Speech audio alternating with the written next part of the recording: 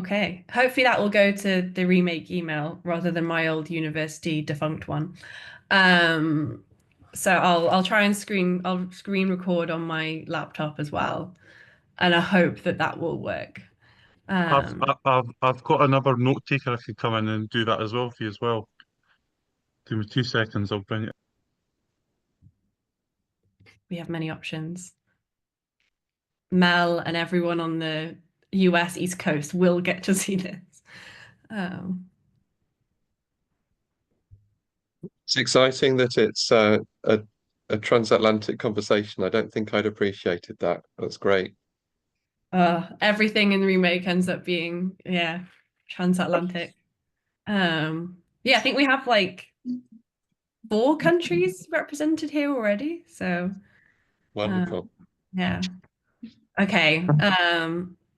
I'll get started and then we can um, see who else joins along the way.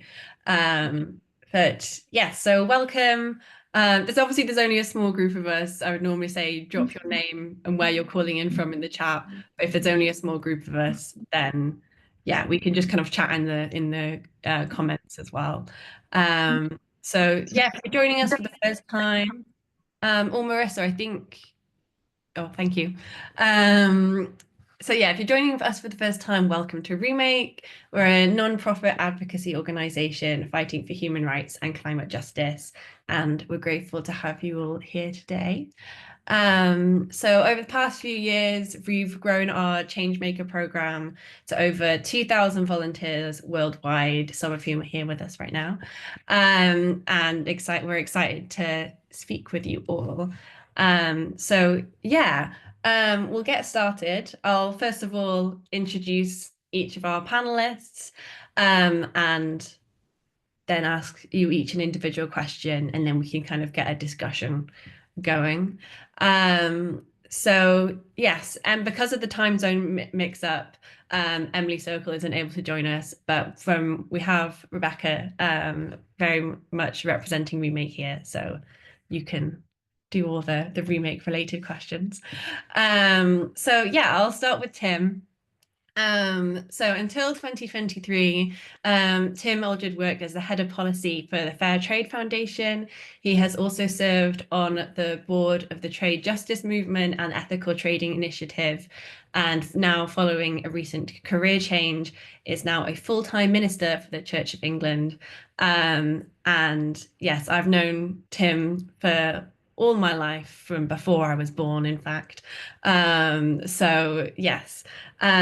You have done many different things in your career in policy. So how did you come to work in policy? Because I obviously know that you started as a chemical engineer. So how did the policy work come about?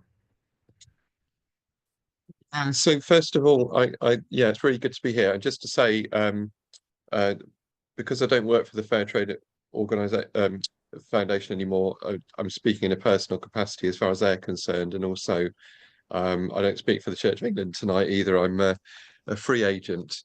So yeah, having studied engineering, I went to work in international development, and at that point I didn't have a thought particularly of policy, but when I was yeah, took the engineering to do community development work in Afghanistan in the pre-NATO days, which dates me a bit. Um, and uh, and then following on from that, did various humanitarian and development uh, sort of jobs, and found that it was policy and politics that was lying behind a lot of the problems that we were facing in a project operational capacity. So that was kind of my pull across. Why would I do it? Why would I sort of move across? And so it was a sideways move that I made sort of about 15 years ago, something like that, 15, 16 years ago. And to a small organization, a small policy organization called Progressio, sadly now no longer with us, and then later to the Fairtrade Foundation. And so yes, it was a building up if you like, that start of my career was two NGO non-profit work in general, and then a sideways move later on. And I guess that's something I wanted to sort of share really, is that there may not be a classic route into policy work. You know, it is a lot easier than it was when I was a graduate to say study a degree which you might think would suit you for policy or advocacy work. But actually, I think there's so many routes in potentially. And, you know, if you're from legal, business studies, finance, all sorts of different routes. So, and we could talk about that later if that's helpful. Oh, thank you, Tim. So next we have Maeve Galvin, who is the Global Policy and Campaigns Director at Fashion Revolution. She oversees Fashion Revolution's strategic priorities, including the annual Fashion Transparency Index research, ranking disclosure by 250 of the world's largest brands, the What Fuels Fashion campaign, and advocacy on EU corporate responsibility legislation impacting the fashion sector.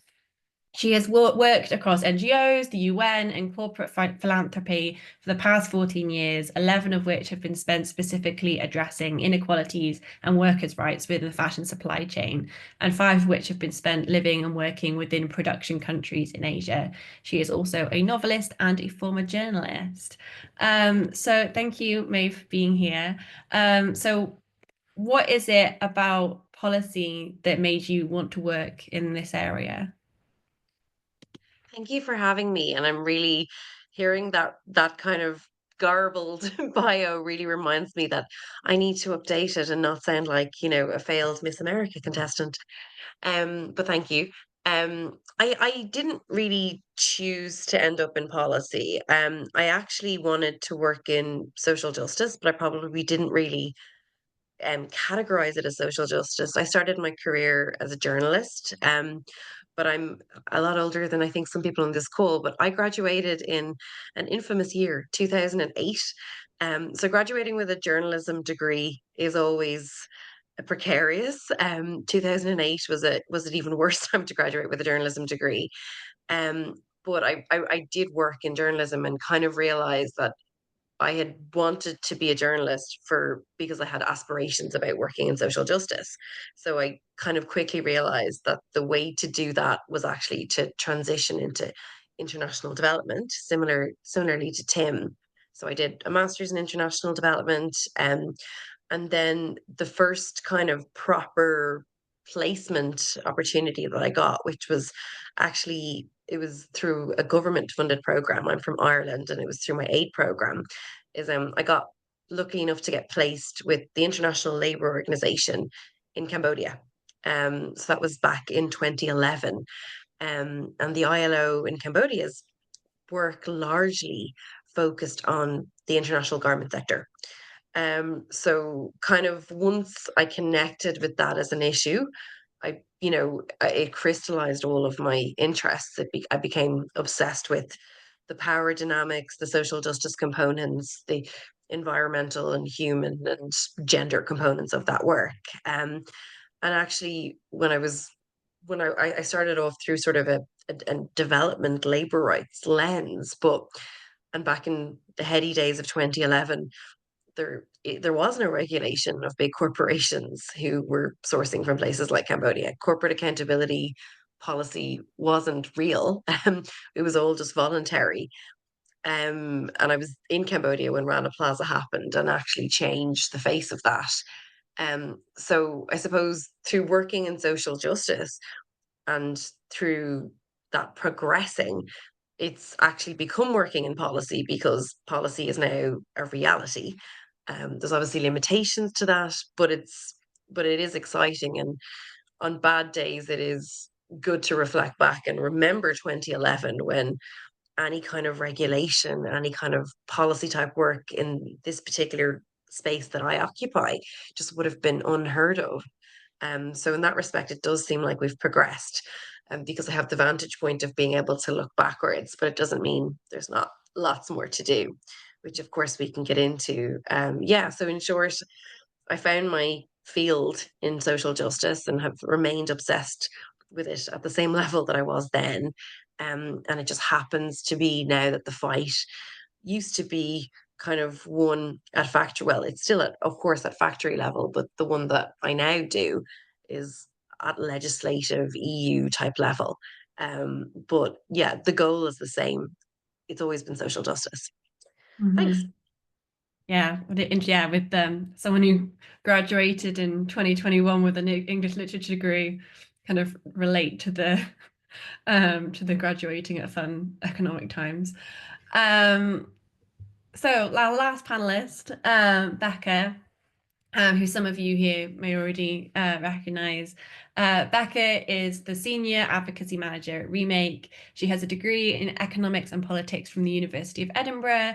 It was during this time in Scotland that she first saw The True Cost, a documentary made in response to the Rana Plaza garment factory collapse that Maeve just mentioned in 2013, and immediately knew that she would work at the intersection of fashion, policy, human rights, and climate. She has spent the last 10 years doing just that in various capacities around the world. Between jobs in the pandemic, she decided to go back to school to get her master's in sustainability management at Columbia University. Now working full-time with Remake, she has led the organization's brand corporate accountability research and engagement, including our fashion accountability report, and works with Emily, who would have been our other panelist, to strengthen and advance fashion policy at the state, federal, and global level. So why do you think policy work is so important within the campaign space? Thank you, Jemima, for putting this together, and to everyone for joining. I think sort of to build on what Maeve was saying, I've seen it in my shorter capacity working on Remake's Fashion Accountability Report and Fashion Revolution. I'm sure you'd say the same thing, having done a similar thing over a longer period of time, is that, you know, this $2.5 trillion industry that has significant human rights and environmental impacts just has failed when it comes to voluntary corporate social responsibility efforts. And I think particularly in the last couple of years, there's been a great stagnation of these sort of grandiose promises to pay people enough to live lives of dignity, and to meet our sort of shared emissions reduction goals, and to be a net positive to our planet. And I think this extends beyond apparel. I saw a similar article today about the food and beverage industry. I think fashion companies and all companies in all industries we're seeing will really not necessarily do the right thing, or at least not at the rate that we need them to protect the dignity of human life on this planet, unless they are required to do so by law or by contractual obligation. And so I think that's where we really need good legislation to move the needle on so many of the issues that we're passionate about. And I think by the same token, policy can help create a more supportive environment for companies to do the right thing, as well as help level the playing field for companies that are already doing the right thing. In this just overwhelmingly capitalist world, the odds are in many ways stacked against companies who are trying to do the right thing, and policy, I think, is a great mechanism to try and help them along. And I also think that we need good policy to ensure that, you know, where there is a transition to a more sustainable system and world, that it's an equitable one, and that marginalized and vulnerable communities don't continue to get left behind.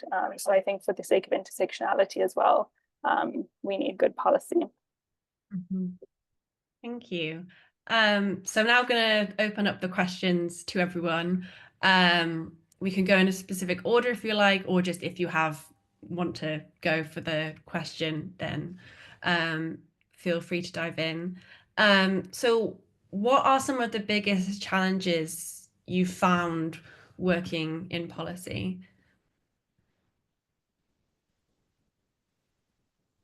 It asked Jemima. I think the big one is that we're really up against it, aren't we? Because I think, you know, we're trying to deal with the really big things. You know, I mean, climate change, workers' rights, in a context where sort of the anti-progressives are sort of so often seeming to get the upper hand over the progressives in this space. And so I think one of the challenges that anyone working in policy needs to do is really have quite a long-term vision. I was because it's the kind of thing I like to do. I was looking at a parliamentary debate from the 1800s earlier on today, when they were debating chimney sweeps. And they used to have little boys going up chimneys, and exactly the same kind of stuff. You've got people standing up in Parliament in 1819 saying, well, if they didn't got the chimneys, they'd be destitute, and surely some kind of a job is better than none. I mean, have we ever heard that in the fashion industry? I think we probably have. So, and then in that debate, William Wilberforce, who is renowned in the UK at least, I don't know how well he's known outside the UK for being one of the first anti-slavery campaigners, stands up and he said and says, well, it's very clear that people don't act in their own interest. It's not in people's interest for slavery to happen, either economically or morally, but still it happens. It's not in people's interest not to vaccinate their children. And he was talking about smallpox, but then because it's clear it helps, but they're not doing it. So that's really weird. There's something psychological that is within people that really takes a lot of difficulty to shift. And in policy, we're not just trying to offer people technical solutions, we're trying to change what's going on inside, so that they actually want to make that change at a societal level. So it's difficult, and it takes time, really takes time. So Wilberforce, again, he started campaigning on slavery in 1789 and got his bill in 1807, and he got the second bill in 1833. So that's a lifetime's work. So if you're really committed to this, that's one of the things that's hard, because the change process takes a generation, if you're lucky, but our NGO cycles run on a yearly, 2-yearly, 3-yearly financial cycle, and politics isn't much longer. So I think that's the heart of the challenge, to hold in that context and actually still remain passionate, committed, determined, focused, and all the rest of it. That's the heart of the challenge for me. Mm-hmm. Maeve, do you have anything to add? Yeah, I think Tim has framed that so beautifully, and I love the example of the chimney sweeps, which is just so visceral for all of us. And I think, yeah, I'd layer it on top of some of the comments that have been made. I mean, that piece about the funding and and stamina is key, and you're absolutely right. We're trying to see long-term systemic change, but we're funded for these like 1-year, 2-year projects. I'm always reminded that a piece of EU legislation takes on average 7 years to go through. And we're seeing this with the corporate sustainability due diligence directive right now. It was through and we were all delighted about it. And now things are getting jittery again, and there's attempts to water it down again. And that's like, a basic general piece of corporate accountability legislation, never mind getting all the specific things that those of us want to get in, things like living wages and freedom of association and things like that. Yeah, so the fight is long and hard, and you're not well resourced for it, and donors want to see results within 12 months, and you're not going to see it. And the actions that you need to take in the policy space are also kind of woolly, in terms of meeting politicians, trying to influence. That's why there's a lot of reports, because folks need to have outputs. But reports aren't necessarily solid advocacy too. Sometimes coffees with people are advocacy. And I think Tim's comments reminded me of the need to get the need to kind of bring people together behind an idea, which is often really difficult to do, especially without watering it down. Sometimes it can work. We did a campaign, Fashion Revolution led a coalition effort. Remake were part of it, as well as many other organizations that you would all know, called Good Clothes Fair Pay. And we were trying to push for living wage legislation at EU level, which was a big kind of what folks on the corporate side of things would call a big, hairy, audacious goal. Really hard to do, but we did put together a legal proposal on living wages. We got people behind it. We got 250,000 EU citizens. And we had to kind of get the politicians on board. And one of the things we did, which you might have to swallow your pride a little bit in doing it, but living wages are not a bipartisan issue. Not everybody gets the usual, like, obvious rationale for living wages that folks on this call might get. But what is a bipartisan issue? Child labor. So if you frame living wages as a solution for child labor, you can actually get support for folks who might not necessarily be the folks who would use the people who might have resistance to living wages for the kind of arguments that that Tim raised about the chimney sweeps. We were able to get, for example, some right-wing German MEPs behind us when we kind of appealed to them on the child labour basis. But the kind of the true social justice activist side of yourself might balk at having to do that. It might just be obvious. Why don't they get it? But if you're a strategist, you have to find a workaround, because you need mass, you need numbers, and kind of compromising and finding the path through, and like arguments of purity versus arguments of compromise. All of that stuff is tough, and I think it's fascinating work if you have the stomach and the stamina for it. But yeah, on a bad day, it's frustrating. But I think I've probably covered a lot, but I think Tim captured it perfectly, and we can all think back on the chimney sweeps. Yeah, definitely. I can see lots of nodding along, Becca. Yeah, I mean, these guys put it so well. I think to sort of add on top of that, I think that right now, especially with the climate crisis, there's just such a sense of urgency to so many of the things that we're dealing with. Not, obviously human rights has been clearly on the table for many decades and centuries, but yeah, just the level of urgency which we're feeling right now, juxtaposed against the sort of slowness of bureaucracy and policy making, is very frustrating. And so yeah, I think Tim said it very well, sort of having to take a step back and look at this as like a longer fight, and knowing that every connection made is sort of just putting these building blocks in place. Something else that I would also add, I think it's both healthy and sometimes can be frustrating, again within the context of some of the things that individuals feel urgent about, is that even within people on quote unquote the same side, that there's not necessarily an agreement of what good policy looks like. And there are these different schools of thought around, don't let perfection get in the way of progress, versus, well, you don't actually want to pass weak legislation that simply codifies existing power imbalances, for example. And so you're contending with, sort of these negotiations and compromises within at all levels, which but it kind of makes it interesting as well. Yeah. So this is a question that one of our ambassadors at the University Hub submitted when I was kind of pooling our ideas of what we wanted to talk about. And that was, how do current political trends influence your work in the field of policy, and would they change kind of your actions in any way? I'll start with Becca this time, go the opposite way.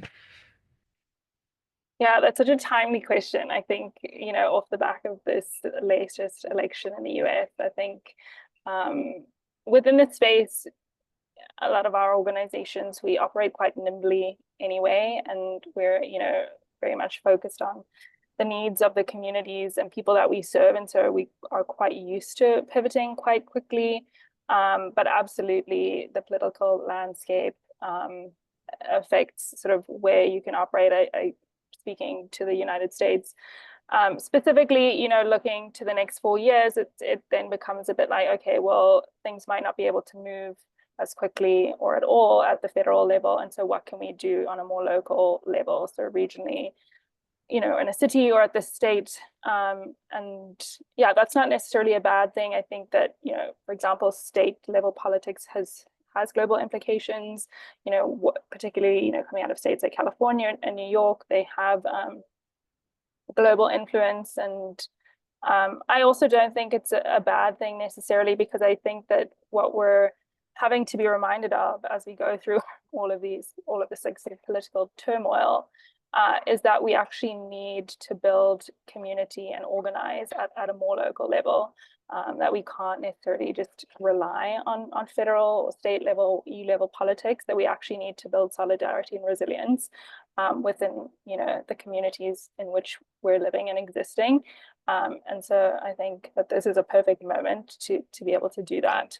But absolutely, what goes on broadly impacts, you know, where you move. Yeah. Yeah, I know that Tim, you were working in Fairtrade while Brexit was happening. So obviously similar kind of huge political change and events. What would you say to that? Yeah, so I think the core job remains the same, which is that actually you need to know what you're talking about and be able to communicate that well and build up a reputation that you're a trusted voice. And I think if you do that, then you do then have to adjust to what the context is. But I have this vivid memory very soon after the Brexit vote had happened. And I was in Fairtrade at the time, and we were worried about the impact on the supply chains that we were working with. We put out a very simple press release, and we got a call from the Department for Trade who wanted to come and see us because they wanted to know what we were worried about. You know, so I think if you build up a reputation, then that's at least the basis for talking to people, whoever is in power. But you do have to kind of adjust. I mean, it's interesting that we're now having with a sort of Labour government in the UK. The issue for policy people in the UK has gone the other way, because you've got a government that ought to be on your side, I guess, if you're a progressive. And it's frustrating if they don't do what you want. And yet they are facing all those political pressures and trying to weave between them. So I think the other part of the task is always listen hard to your opponents. You know, read the papers that make you feel a little bit sick, you know, and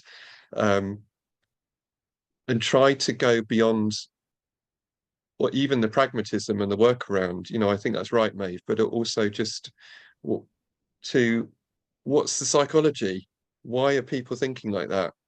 What is it? No, well, what that can then you do that will frame things in a way that is just going to connect a bit better. But yeah, I don't envy, in a sense, though. No, I've retreated from the battlefront, you know, but I don't envy those of you who are sort of wondering just how to do that in a new American administration, and in particular. Yeah. Sorry. Hi, Holly. So yeah, Maeve, what would you add to the impact of politics? Yeah, and I think it's really good actually because the three of us are kind of representing different geographies too. And my lens is probably typically more EU.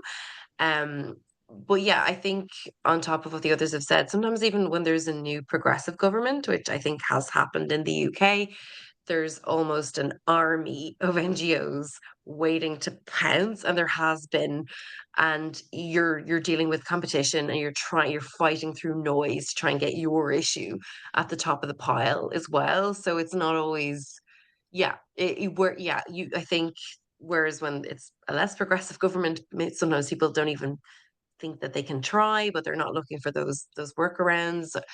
At EU level, I suppose what we're dealing with is a little bit different because we're trying to kind of influence like a parliament, but often we're trying to influence institutions as well. And then, like for if I take the example of the corporate sustainability due diligence directive, it's a directive, but then it has to be transposed at national level. So like now the fight is to make sure it's actually relevant at national level, and you're trying to get all of the member countries to do that as well as possible. And you're also kind of trying to trying to push for them to actually even do it better, because there's some space for interpretation. Like an example would be the definition of adverse human rights abuses isn't that clear. So we're trying to push for, you know, that to be strong at a national level and trying to get our issues into that definition. So yeah, you've got a bit more to play with a big beast like the EU, and you're not as reliant on, well, I mean, of course you're reliant on a changing parliament, but like yeah, the changes aren't as dramatic as with national structures. But it's still obviously, you know, if you've got your allies, you want them to get re-elected, and you invest in politicians and you invest in their teams, and then when that changes, what happens to that work? So the political cycle just being so quick, it can often be, you know, poor for your resources, and your resources are already so limited. I think all of this is, though, to say, in the kind of fight for social and climate justice, we can't just have one tool in our toolbox. And if we're only reliant on policy, even though we're all excited about policy, especially as I said earlier, because policy wasn't an option back in the day, it just shows that we still actually need to do traditional campaigning. And this is why all of our organizations still do traditional campaigning. And we're still searching for the levers, because it has to be more than one lever to compel change. And in our space, that's corporate accountability. So I'm forever obsessed with new levers. I'm like looking at ownership structures in fashion. I'm looking at investors as a lever, looking at an American university did an analysis of our work at Fashion Revolution and said, actually, when media callouts still influence the brands that you're pressuring, and we were sort of surprised. We're like, is that still as effective as it was 20 years ago? And they had the data that shows yes, when there's a media scandal, it's still actually, you know, in our data, then the brand then performs better the following year. So I suppose it's that we don't put all of our eggs in the policy basket. We have to still kind of to try multiple, but I think there's work to do on having those multiple levers be coherent as well. And when companies are hearing the same things in boardrooms as they are from activists, as they are from policymakers, that's harder to ignore, right? So I just think, yeah, we need a multifaceted approach. And I hate the word multifaceted, but it's the best one I could come up with at the moment. It's good to know that an old-fashioned media scandal still works. So yeah, and actually leads me on really well to my next question, which is how do we as activists best engage in policy when we're doing, you know, the traditional campaigning, the various different arms of the campaigns, like Maeve just said. So how do we as activists best engage with policy? I'll go to Tim first. Yeah, so I think it's to be connected into the policy brain, or to have a policy brain yourself. I think because the sort of quite the problem with many campaigns is, well, you know, what happens next? What are you going to put in place of the thing that you've managed to pull down? Or I have seen too many times a brilliant campaign, a huge scandal, everyone's outraged, and actually the company can just sort of sit there, go, oh, that's really bad, isn't it? Yeah, we're going to do something, and we're going to do this, that, and the other, and they just sit there, and the media cycle moves on, and before you know it, your funding's run out, and they're just doing what they always did. So you kind of need to have the campaign pushes plugged into a bigger theory of change, as part of which is policy. I once saw the CEO of a very senior, a very important NGO get completely roasted in a parliamentary committee because they'd run a fantastic campaign. He went into the committee not knowing what his answers were to the basic policy questions, and they just took him apart. So you need to, it's kind of like the ammunition, the sort of the framework on which a campaign will rest, where when your opponents come to you and say, well, I don't agree with you, and this is why, you can say, oh, well, no, actually. So it's kind of, even if that's not you, even if that's not your thing, to be connected into that web of policy, so that you can, together, you can really do the job and you can hold to the task into the longer term. Definitely. Becca, you look ready to answer. Well, I was gonna just say, I think like to that end, I think plugging into communities like Remake and Fashion Revolution that are working sort of from all of these strategic like vantage points, I think is helpful. And so finding that community in whatever area in which you're operating, and then, you know, perhaps also locking arms with similar movements across industries and what have you. So there is this cohesion. But I think, yeah, finding those movements that do have all of these arms to them and then plugging into those. So shout out for our organizations, I suppose. Cool. Maeve? Yeah, I would echo the other speakers, and I think that, yeah, there's a lot to be said for like observing the greats. And like if you're based in the UK, like there's an awful lot, like you obviously Remake and Fashion Revolution, but like you can spend time with labor behind the label, War on Want, people who've been doing this, you know, for a very long time. And then I think it's about learning your niche and what you bring to the table, and what you don't. Sometimes I think in this space, there's folks, there's one of my team members who's brilliant at crafting messages. She knows what will cut through and what will actually move people in a way that I probably don't. Where, yeah, so I think there's just a little, like after a while, I think there's an element of finding your community, observing, and then finding like what you're good at. Are you a brilliant tactician? Are you a brilliant relationship builder, networker? Are you brilliant at messaging and getting to the emotional core of why something is important? Or are you a really good study of the issue, and like are you able to identify what actually geeky policy gaps may be and what opportunities there might be, like the one I mentioned earlier, like adverse human rights impacts, which might not mean something to folks on the ground, but at a policy level that's a great ask. Yeah, so I think it's probably a bit of a journey of learn, observe, and then find your niche. I think that's really good kind of practical advice as well.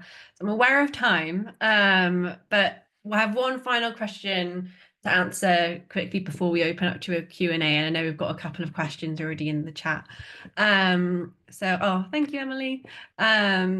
So what kind of suggestions would you provide for the people on the call, whether they're students, graduates, or anywhere else in their policy journey, about how to build up work within and around policy and how to get the kind of their foot in the door and get started in this work? Maeve, do you want to start and go that way? I find this one really tough because, like, yeah, I mean, the obvious kind of routes are volunteer and CV build. But like, people working for free, I have a problem with that. I did, when I was transitioning out of journalism into international development, I did a 6-month free internship for Amnesty International, which was kind of my way of just learning. But I only ever did that 6 months for free, and I think we work in labor rights, work for free for a little while, but then get paid. Yeah, and I know, but I suppose like if you've got the capacity, I mean that in a full-time sense, but so while you're career building, I think choosing like really, really well who you can give full time to, if you can give full time, and then volunteering, of course, is an extra beyond that to try and career build. But volunteering doesn't always lead to a career opportunity. Um, like yeah, my path in, as I said earlier, was I got funded by my government to do a year, and then that led to like I just clung on and stayed for the life of me for the rest of the time. So I suppose those opportunities, depending on your home government situation, like the scholarship opportunities, those can be really, really competitive. I wanted the one I wanted, the one I got. I knew there was 12 places, but I planned it like 2 years in advance that I was going to get it and got the criteria. But I think it did set me up really, really well. So I suppose that piece of strategy is really clear. And I also think, which I've learned later in life, is have a multifaceted criteria, like have a matrix for your career choices. Because career choices are a trade-off. If you go purely for passion, which I think young people tend to do, you might be trading off in other places and it might not be sustainable. So just look at your needs, be honest about your needs. I have one at the moment, it's 8 points. So I just wish someone had taught me about this earlier, because yeah, sometimes you make unsustainable choices if you're not looking at the bigger picture. Yeah, I'd love to hear what the others have to say. I definitely don't have any, I definitely don't have this cracked, by the way. I'm still figuring it out and I'm nearly 40. I think that's, yeah, a good. I don't think anyone stops learning about this. And yeah, I think just the fact that everyone here has so much different routes in as well, I think shows that there's not one way of doing it. Becca. Yeah, I mean, I think I would echo so much of what Maeve said. I think I can speak for myself as well. So much of my experience initially was, volunteering, and that's not sustainable. I think though, and I know this is a career chat, so excuse me for saying this, but I think that policy now, or within our community, certainly in the fashion space, we're understanding that it doesn't necessarily have to be your job, that, active citizenship is everyone's really responsibility at the end of the day. And so I think getting involved in organizing, it doesn't have to be your job. I think that it can just be something that you're a part of, in building community and sort of acting as a passion project almost, and sometimes that may make it more sustainable, because like we've said, it is tiring work, and so having it be something on the side that lights you up, that gives you community and gives you joy, I think that's also important. We need everyday people doing everything, but still involved in politics and in organizing wherever they are. And so I don't think it necessarily has to be your career for you to be able to still have an impact. Yeah. So I don't know how helpful that is within the context of a career panel, but I think that it's important that, everyone sort of has a role to play. Yeah, that is really important. Tim, to finish off on this question, then we'll go to Q&A. Yeah, I'd endorse all of that. It's tough to get that first break, isn't it? And I suppose one thing to think about is because policy is so broad, it can mean so many different things. What is it you actually want to do? Because there's lots of jobs out there with policy on the nameplate. They might mean anything from a very specialist analyst to someone who's doing all sorts of media and campaigns and government relations work, as well as what's called policy. My route, if you like, I mean, it was a sideways move, was to go to a smaller organization. I don't know, maybe they were less choosy, I don't know. But it means that you get the chance to probably do more outside your purely defined role. Whereas if you sort of go to a large organization, you're much more likely to be contained within a particular role. Whereas in a small organization, something needs doing, they'll sort of drag the rest of the team along, and that helps you build up experience. But the trade-off is that smaller organizations can be more unstable and prone to good old funding shortfalls. I think my other big thing is think about what you actually have got in your armory. So are you a lawyer? Are you a business studies person? Are you an economist? Have you studied finance? When I was at Fairtrade, the people that I wanted were people who understood business and economics and finance and law at a good depth level. I didn't particularly want people who'd got a good grasp of development theory, strangely enough, or human rights theory. I wanted those people who could read those worlds that we're trying to change from the inside and help us build solutions. So if you've got those kind of, don't think necessarily that the right thing to do is go off and do a sort of an MA in something related to human rights law or something. It may be that what you've got is more powerful than you realize. I like that. Okay, so I know Marissa put a question in the chat. It's a little bit further up now. And I'm liking seeing everyone's contributions. So Marissa, would you like to ask the question out loud, or if you're not, if you prefer, I can say it out loud. I'm not sure whether you're able to actually respond to us out loud at the moment.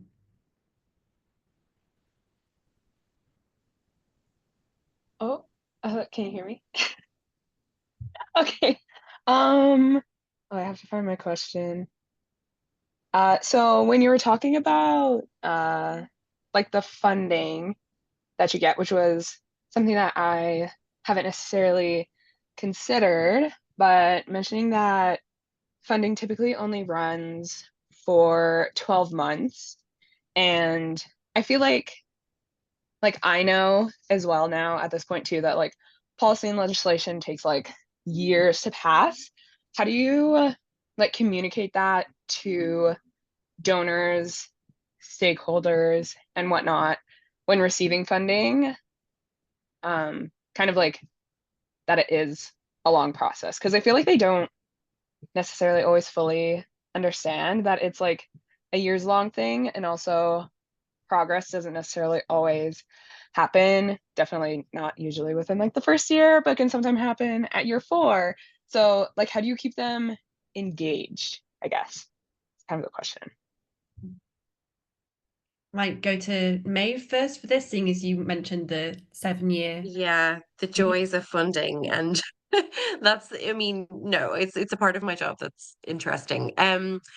I suppose in short, it depends on the funder, and there are funders that will get it and will work with you. Like, I think a lot of funders now, and I'm sort of thinking in the philanthropy space more than so like traditional government donors, like they have the person who's your focal point is probably someone who has a background like you. I actually used to do a funder job, so you're sort of talking to a peer, and you can work with them on this. And if the organization is funding advocacy, they probably are progressive and they probably do get it, but you're still going to have to show what you're, some sort of outcome after 12 months or probably 24 months.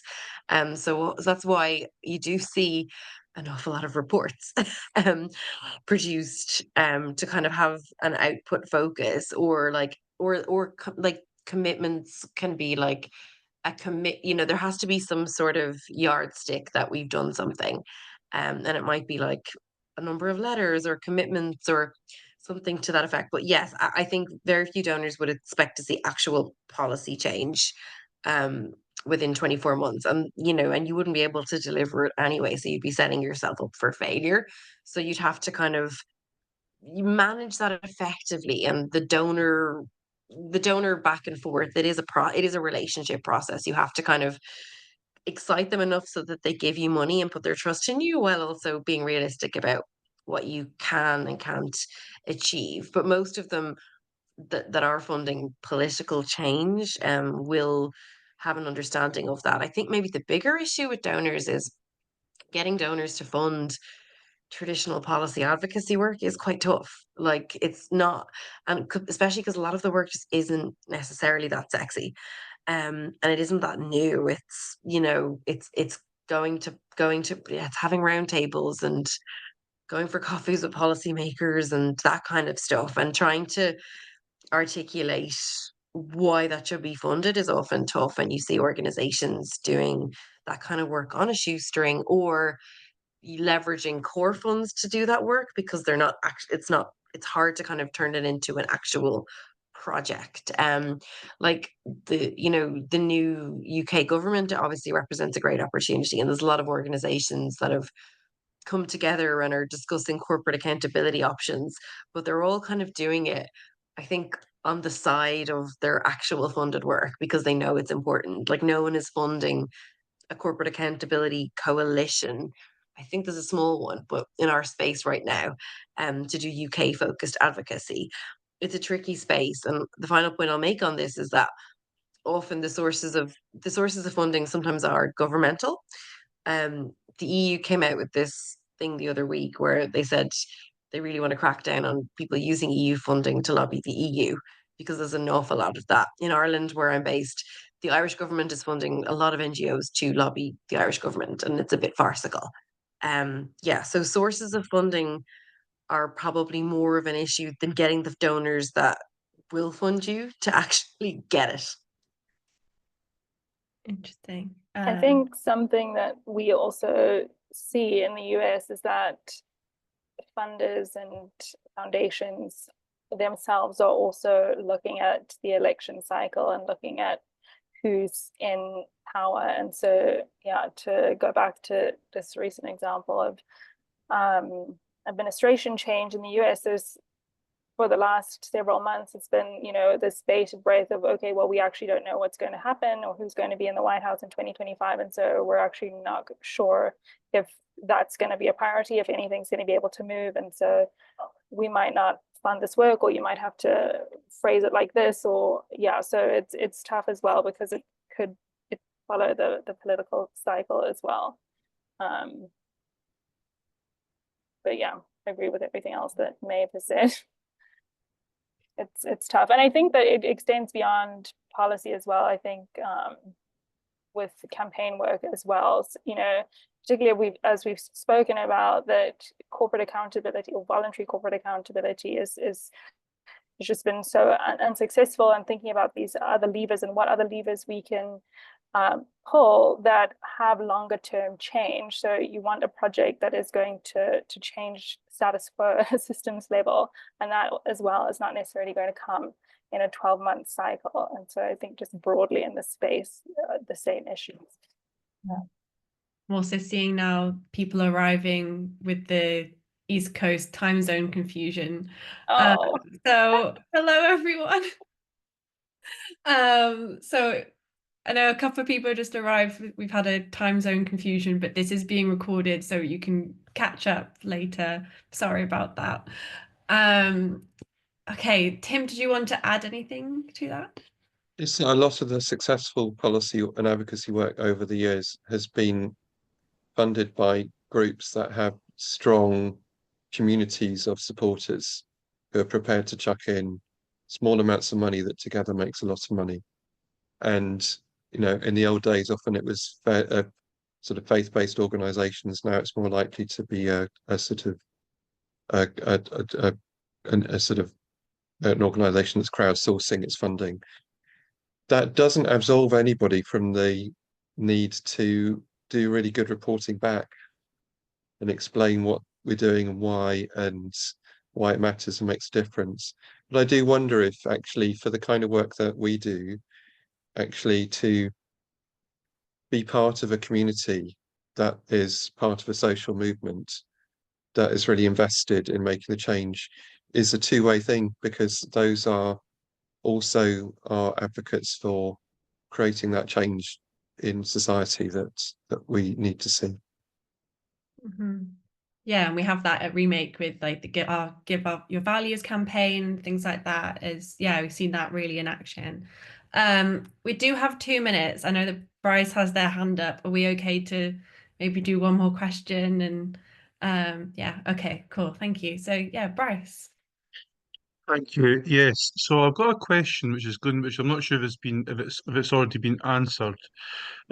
However, my question is that I come from a background where, like, I'm neurodivergent. I have got and also that I have not had like the life chances to be able to go to university, for example, and do university education. And I'm wondering is for people who might be watching the recording on this, who might not be able to go to university for whatever reason at all,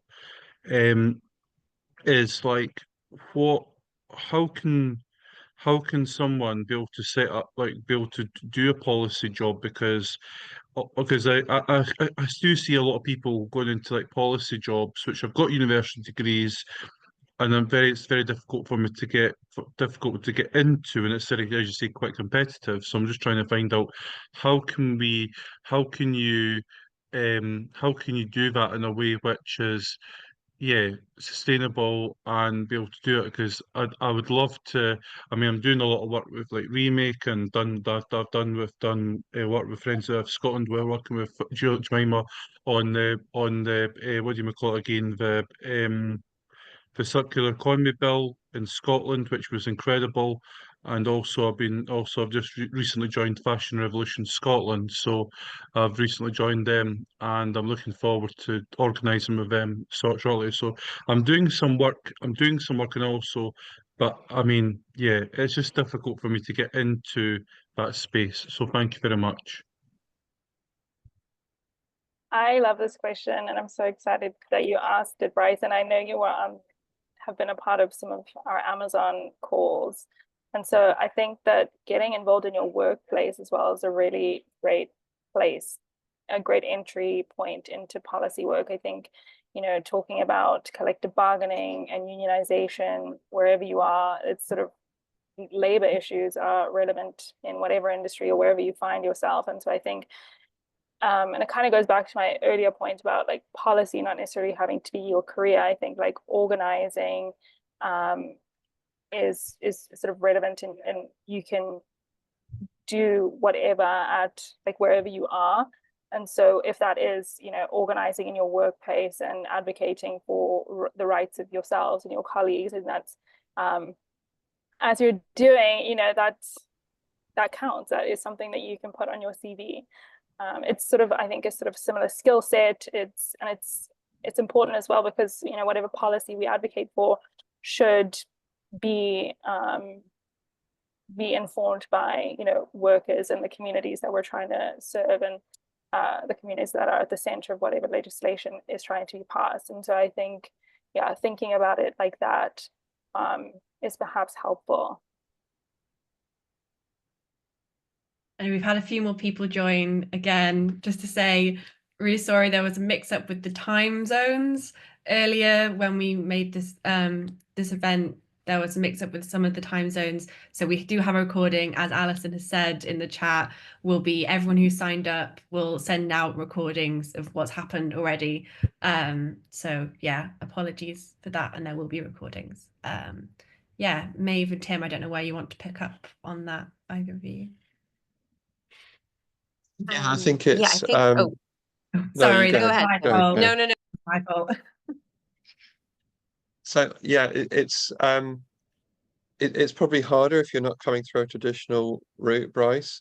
But I think you do find people, particularly who've got invested in social justice in their local communities, and who've then found they gradually find a role, and because actually they understand their local communities better than anybody else, are if they can gradually acquire the skills to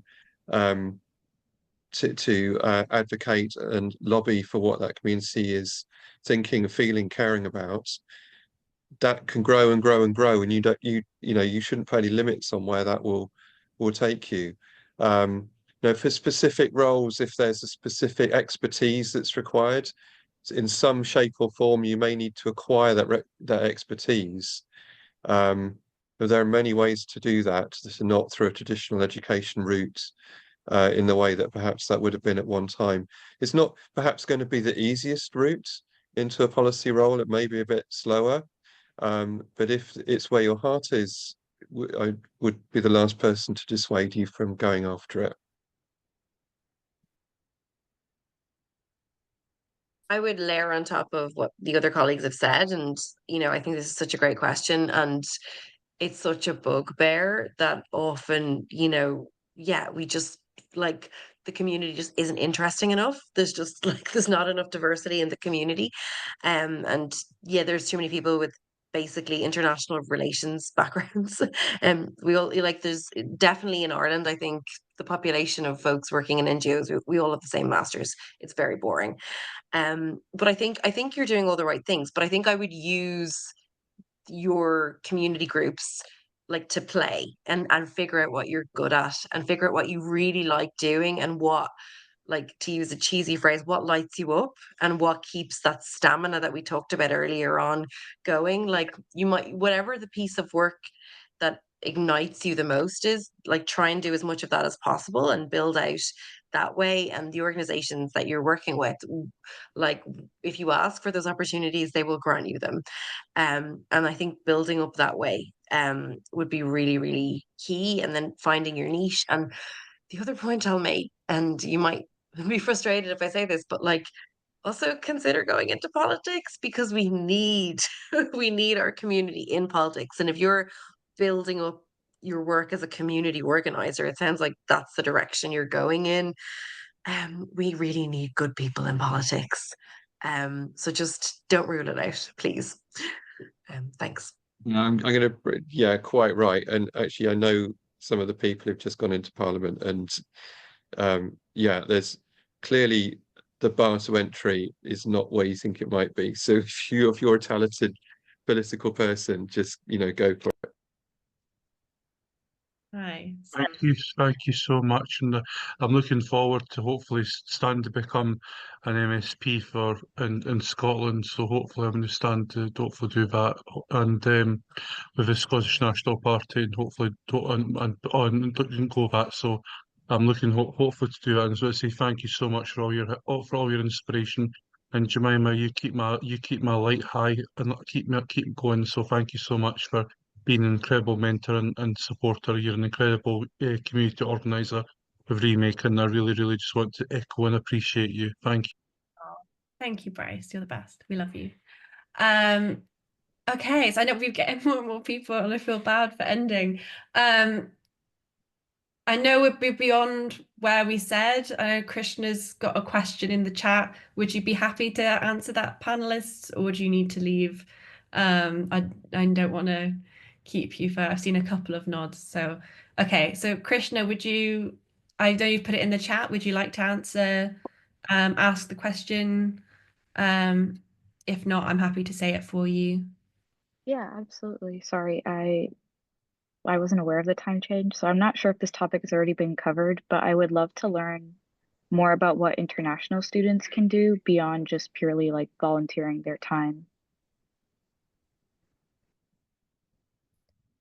Don't know who wants to start that one. Can I ask a clarifying question? Where are you based, and where are you an international student? In the US, specifically in New York. I know it's quite tough for international students in the US. You're not like really allowed to work beyond what's on campus, but I think that I'm not sure when you joined, but it's within the recording certainly, that I think advice for young people and students is similar. It's just try and get as involved where you are. So whatever's going on campus, I mean, campuses, especially in 2024, are just at the center of politics and the labor movement. And so I'm sure there's a lot going on. Yeah, I know it is, you are limited, particularly as an international student in the US, with what you're legally allowed to do. But I think that, as the other panelists have noted, that like wherever you're at, whatever experience and skills you're gathering, it's not going to be wasted. And you might actually have more opportunities, to gain like leadership skills and what have you within these environments. Awesome, thank you so much. Tim, I've seen you've unmuted. Yeah, just Christian, I don't know which, if as an international student, which countries you may be connected to, but actually one thing that policy people sometimes fail at is that we focus on our own country, and actually these big issues of whether it's rights or climate need international coalitions. And actually, even if it's just helping your fellow activists understand that international dimension a bit better, and making those connections and helping them to understand that international dimension at this stage could be invaluable. And hopefully as you go into a career of activism and policy, you know, to be able to hold that international perspective and coalition building is absolutely critical. But also add, as a student, we have the University Hub at Remake, so which I'm the community organizer of. So please do get in contact with me. If you're a Remake ambassador, on the Slack and various bits.